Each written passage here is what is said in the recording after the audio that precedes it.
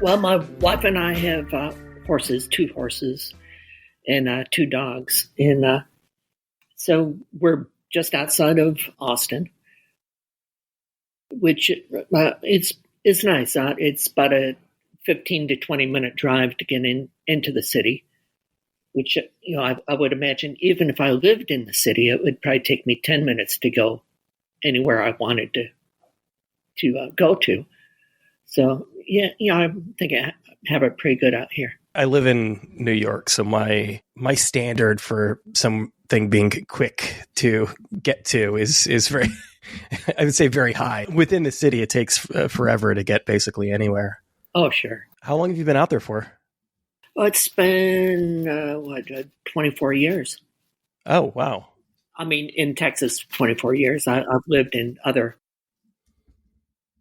cities in Texas, but I'm actually where I'm at now. I've been here about 18 years, 18 or 19. So quite a bit of time. Was part of moving to Austin the Daniel Johnston connection? Well, initially, yes. I went out to do some recording with Daniel. Had some time off and met up with the woman that I had gone to college with years and years ago. And I ended up marrying her. And I thought, well, as long as we're married, I might as well live in the same town as she does. So I moved to Texas after that. When I do ask this question of musicians, because obviously to a certain extent, there's a flexibility that you have versus other careers, certainly things that require you to go into a store or go into an office every day. And it's a very, very high percentage of them tell me that they moved out there for love. Well, that's a good thing. That's a good reason. I suppose that's right. It's probably better than most. So she brought you to Texas initially, but not Austin specifically? Well, she was living in the Austin area, not actually in the city of Austin, but very close. So when you say around Texas, you largely mean around Austin? Well, my wife had a job working for an animal sanctuary. I guess you'd call it a sanctuary. They had a wide variety of animals there, giraffes and pretty much rhinos, pretty much anything you could think of. So we lived there for almost 3 years, which was nice, but it was so remote and it was difficult to find culturally other like-minded people. Again, I've been in New York for 15 years at this point, and certainly culture was a big part of the reason why I not only moved out here, but I stayed. But I don't know. I feel like if I had a choice between giraffes and rhinos and rock shows, it'd be pretty difficult to choose one at this point in my life. Right. That sounds amazing. Were you able to actually sort of interact with the animals at all? Well, my wife did. I can't say I did because I'm not being a employee. There were things that employees are allowed to do that non-employees, just can't. Certainly, you wouldn't want the wrong person interacting with a rhino, I would suspect. No, I don't talk to a lot of people on the show who have horses. Have you always been a horse person, or is that her influence? That would be Patty's influence. She. Well, at a very young age, she would ride horses, and then she's had horses for years and years. I mean, I suppose if you live with horses, you're probably going to end up riding horses as well. Well, yeah, I mean that's one of the main joys that she has is working with the horses. Oh, I meant on your end that the two of you owning horses. I mean, are you a rider now? No, I'm not. No, but I do enjoy being around the horses. But no, I don't ride. I don't know horses super well, but it seems like there's an extent to which it's like having a really large, very, very chill dog. Yeah, I would think so. I mean, certainly there are horses that are very calm and others that are more spirited. So you do need to take care. This is my bias to a certain extent of, living in this 1-bedroom apartment. But that seems like a pretty great place to ride out a pandemic. Well, it is. And also we're just adjacent to, it's about 350 acres of land that has a path running through, which was very nice during the pandemic, that we were able to get outside and have spend our energy outside rather than being cooped up somewhere. Knowing what I know about you and your career, you are somebody who, you're a big collaborator, and you've collaborated with, not only the band, but various musicians over the years, including this new record, which we can get into in a bit. But you also strike me as somebody who is able to do a good percentage of your job solo, especially now, given the technology that exists. Oh, yeah. Well, a couple of years ago, I set a goal for myself to release 100 albums in a year's time, and I actually ended up releasing 150 on Bandcamp, which, I mean, that's a chunk. That's incredible. I was reading. I knew you were releasing a lot on Bandcamp. I didn't know the specifics about it. I was reading this interview that Samuel was doing around this. Oh, hello. Okay. What's his or her name? Well, this is Button. Button. And then I have another dog named Blanket. A terrier? Well, it's a cross between Australian Shepherd and Poodle. I know you were putting out a lot on your Bandcamp, but I didn't realize the extent of it. And I was reading this interview that Samuel was doing around the new record, and he sort of offhandedly said that when he approached you to collaborate, that you were in the process of putting out 150 albums in a year. And I just assumed that had to be hyperbole. Like, that doesn't seem humanly possible. Well, it did happen. Yeah. So, I mean, was that 150 albums plus the 2 albums that I recorded with Sam? So, actually, more than 150. Think of the press material. It said 200 plus albums over your career. I've read, 180, which obviously, given that the output that year, that's clearly very far off at this point.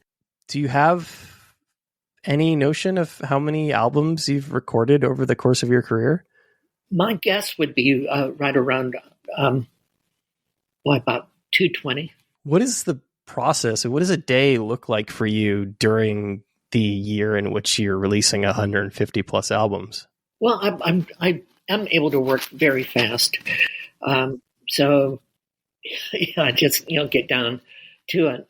And I'm able to work at, I think, a good bit faster than a lot of people are able to. I'm trying to do the math here. Roughly on an average day, how many songs are we talking about? I guess not only writing, but performing and recording. Well, most of the albums, I was doing like 2 or 3 albums a week. And most of the albums would have at least 13 songs. So what would that be? Around 40 divided by 7, whatever that is. Can you walk me through what a day looks like during that time? Well, actually, I would only spend maybe about 2 hours each day focused on the music, because I was also having art shows during that time and had several exhibitions that I was working on. So the art took a little bit more time from me than the music did. My rough math is probably somewhere between 5 and 6 a day, assuming you're working over the weekends. So that's roughly 5 to 6 that you're recording over a 2-hour period. Oh yeah, I'd say that's about right. Are you somebody who, are you able to turn it off? Or are you somebody who, to a certain extent, is just kind of basically writing all the time? Well, I'm always doing something. I'm always either doing music or doing art. And it does, it just comes so natural to me that I don't really have to think about it. I've always said that being somebody who, again, doesn't work in an office and doesn't work in a strict, in sort of a strict environment, is a double-edged sword.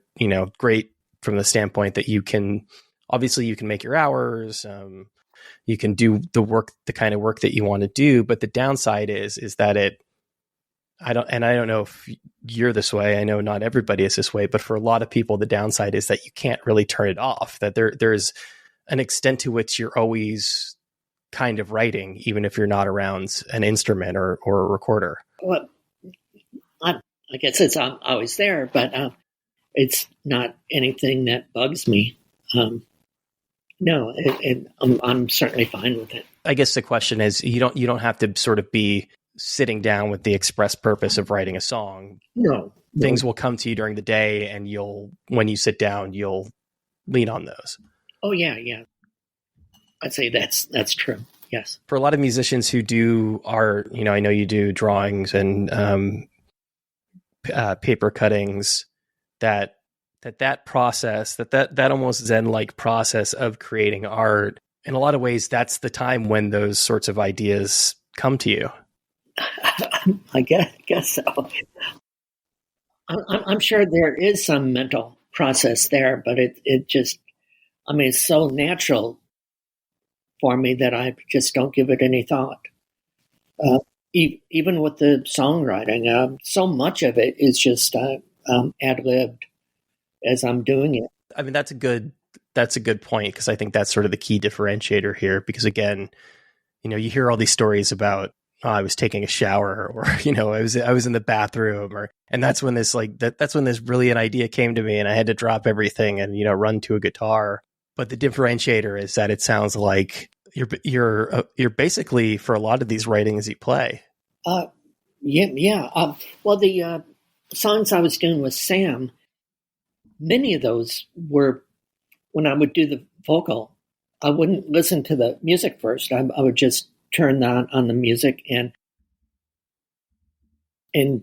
do the vocal and with the lyrics, just kind of ad-lib at the time.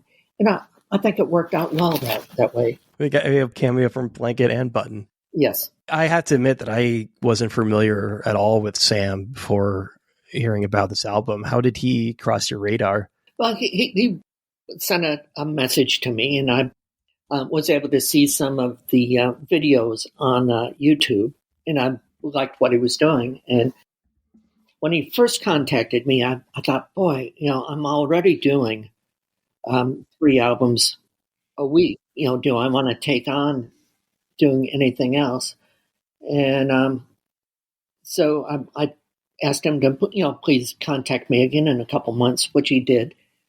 And by that time, I was already close to having 100 albums finished. So I thought, well, it seemed safe to me to give it a go. And I'm so glad that I did. Sam's been great. Very easy to work with, and he's so talented. Knowing that you do collaborate with, or have collaborated with so many people over the years, do a lot of people reach out and suggest that? Most of the times it starts as being a friendship. With Yoga Tango, I knew Ira, Georgia, and James years before they even started Yoga Tango. So I was friends with them, and it just seemed a good thing to do, play music with your friends. Same thing with Daniel Johnston. I first started corresponding with him, and then that ended up with the recording together. And same with our Stevie Moore, and well, with most of them, it would start as a friendship. So friendship, and also the added advantage of you. I mean, obviously, Yola Tango being slightly different, that you knew them prior to that they're making music, but it's useful if you know and enjoy the music that they make. Oh, absolutely, yeah. What was it that you saw in Sam that you thought would be useful for collaboration? Well, I think he has a real pop sense, which really appeals to me. If you hear the songs, well, there's a section for verse, section for chorus. There's an intro. There's a outro, or whatever you call it, at the end of a song. So it all just makes sense to me. Those are more or less I don't want to say constraints, but I guess the structure the milieu that you've been working in for basically your entire career. Well, I've gone in certainly a lot of different directions, but yeah, most of them will have like a verse chorus kind of thing going on. Do you find it useful to have that, I guess, relatively strict structure when it comes to sitting down and actually writing and recording? Well, it certainly makes it easier to come up with lyrics, because you kind of have a feeling for when to sing and when not to sing, which timing has a good bit to do with song structure. So it sounds like the process, more or less the process of working with him was, as you said, him producing the music and you're laying down vocals over it. Was that how all the songs were recorded? Well, I did add some instruments later, but almost all of it is the music is Sam. I suppose that also helps on your end as far as being able to be a little bit faster with the creation of the music. If somebody's basically creating the fields for you to operate inside of. Right. And then, Sam would send me music. I would add my vocal. And then after Sam would hear my vocal with the music, sometimes he would add a backing vocal or add some other overdubs to it. So it kind of went back and forth. Yeah. And again, this is the kind of thing that you are able to do now in a way that you wouldn't have been able to do, 20, 30 years ago. Oh, no. Yeah. It's so much easier to record now than it used to be. Do you lose something by not being in the room with somebody? No. Well, I certainly like being in a room with other people because it just seems friendlier that way. I mean, not that it's not friendly with Sam. It certainly is friendly with him. But it is nice being able to have eye contact with people as you're doing music. I hear from a lot of musicians, whether it's performing in studio or playing in front of an audience, that there's an energy that you get from other people that's really hard, if not impossible, to kind of recreate over the computer. Right. We're talking over the computer right now, and I used to do all of these in person. It was the pandemic that made me start doing it this way. And then at a certain point, I realized that you're certainly not getting 100% of the way there. And certainly if we were sitting down at a coffee shop and having this conversation, I think that in a lot of ways it would be different, but that I guess the amount of time and the effort that it ultimately saves me is perhaps worth maybe sacrificing a little bit of that in-person magic. Right. Well, I would agree with that. Yes. So is your process with him, is that similar to other collaborations you've had in the past? It is very similar. Yeah. Because a lot of times, because so much of what I do with the vocals and the lyrics are made up on the spot. Because I am pretty quick at coming up with lyrics. So working with Sam is quite a bit like working with other people. Uh, just, boy, I mean, it just is. I suppose it does, though, vary from person to person, you know, whether it's Ira or, you know, Daniel certainly was an amazing lyricist, you know, on one of the, I would say probably one of the great songwriters of our time. So that's certainly, you know, you want to lean on somebody's skill set when you're collaborating with them. You want to sort of be in the position of helping bring out the best in them. Well, we're working with Daniel. You know, sometimes it would be very easy to work with him, and other times it would just it would be obvious that Daniel was not wanting to record at that time. And anytime that would happen, I would just say, you know, let's go get some pizza, or because I mean, you know, Daniel. I mean, there's a limit to how much you can push something like that. You know, if it feels good to Daniel, I'm all for it. But you know, if he would prefer to do something else, well, okay, let's do something. I had one in-person interaction with him wherein I interviewed him on stage, and I think that was one of those days where he didn't necessarily want to be there. A little unfortunate on my end, because, you know, it was the one opportunity that I had, but he is, and I'm like this to a certain extent. I think a lot of people are like this to a certain extent, that especially when it comes to creativity, that you've got to be in the right mood. You've got to be in the right mindset in order to produce things that are worthwhile. Oh, I think so. And I mean, we're working with Daniel. If he was in the right mindset, he was so fast. So he had such a quick mind, and things would just flow from him. But, you know, at other times he just didn't feel like doing it, which, you know, is fair enough. In terms of the band, in terms of Half Japanese, it is, I know that, you know, at least early on, it was really you and your brother doing a lot of that, a lot of the creative process. But is the process of being a songwriter similar for you in a band setting? Well, with Half Japanese, all the band members live in different cities. Well, even a couple different countries too. Mick Hobbs lives in England. Jill Reeder lives in Switzerland. Jason, John, and I are all in the U.S., but in different cities. So we only get together when it's time to do shows or time to record. Which, I mean, we all get along very well together. But it's difficult for us to get together unless there's something really planned out. Is there an advantage to that at all, to being in a band with somebody who you don't really have an opportunity to see on a day-to-day basis?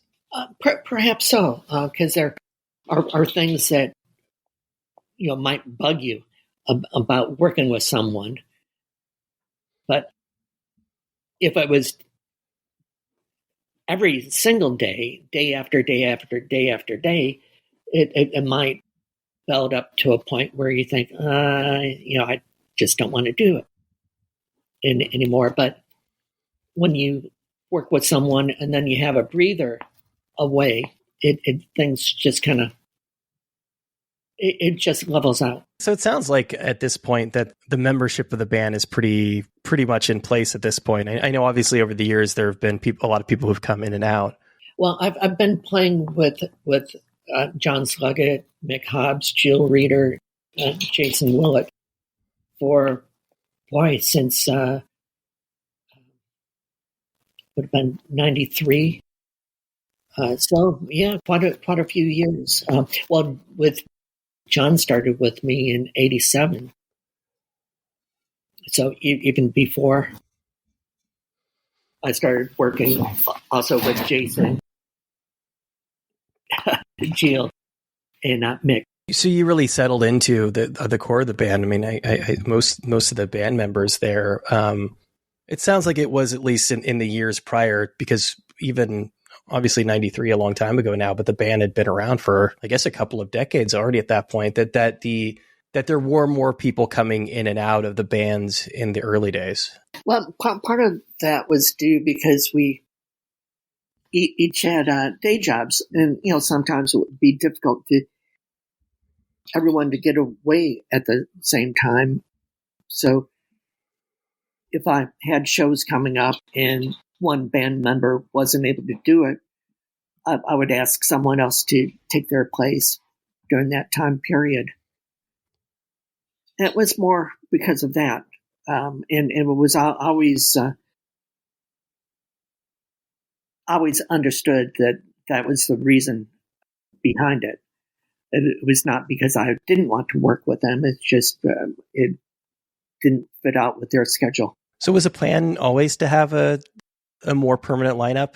Well, I'm very glad that I do have the still working with the people I do. I don't know that it was a plan, but I'm glad that it's worked out that way. One of the things I'm trying to figure out is, was Mo Tucker ever officially in the band? No, not. But Mo was using Half Japanese as her backing band. So she wasn't a member of Half Japanese, but Half Japanese was part of the Mo Tucker band. I mean, that must have been a thrill. I mean, talk about just all-time heroes. Oh, yeah. Because certainly Velvet Underground, I was a huge fan. And, with the Velvet Underground, and also Mo is a solo artist. The Playing Possum album is one of my favorite albums, her solo album. So it was a thrill to be able to work with her. It is an interesting thing about the music that you make, that they're, we were speaking earlier about this idea of structure, or at least sort of paint, drawing in, coloring in the lines to a certain extent, of like having this clear verse chorus format. But I know at the same time that you've always been attracted to people who didn't quite do that, or people who didn't do that in the same way. I know that I was reading an interview that you did where you talked about some of, I guess, the most influential records on your life and your music making, and the Shags are in there. And the Shags are great, but the Shags are kind of the, I guess you would say, the quintessential outsider artists. Well, I had the pleasure of doing a couple shows with Dot Wiggin, and she came by, and we recorded 3 songs with Dot, with Half Japanese. I knew that Dot was a huge fan of Herman's Hermits, so we did 3 Herman's Hermits songs, and it was very fun to be able to work with her. One thing that really surprised me, talking to Dot, she told me that when they recorded the Philosophy of the World, that they had all the music written out, that they would all read music, which, boy, I was surprised at that. You're talking about actually reading music in the classic sense of... Yes, correct. How did that work? I don't know. I mean, listening to it, you can kind of see that the guitars are doing the same things together, whether the drummer was I don't know. And another thing, talking to Dot, I was asking her why Shags is spelled with 2 G's, because I thought, well, it's the Shag haircut, it would just be 1 G, and she was saying, well, Shaggy Dog. Shaggy Dog has 2 G's.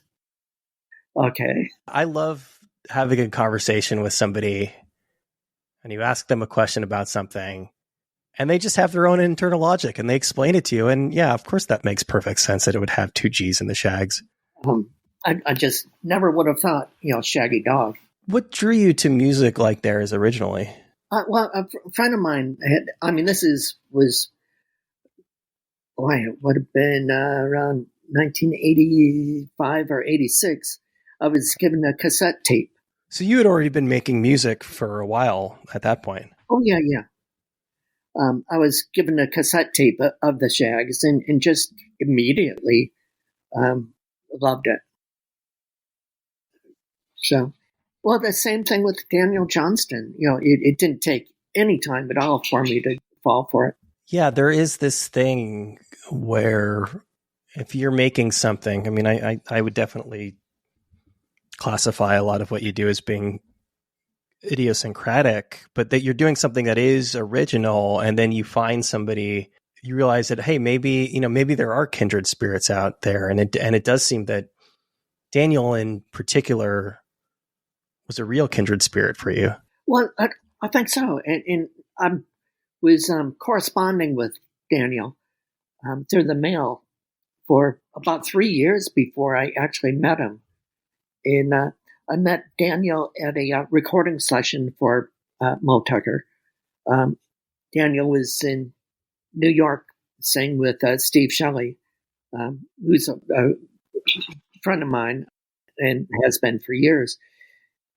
So during that time of Daniel in New York, we would spend quite a bit of time together. He was an artist as well. I mean, that's another quality that the two of you shared.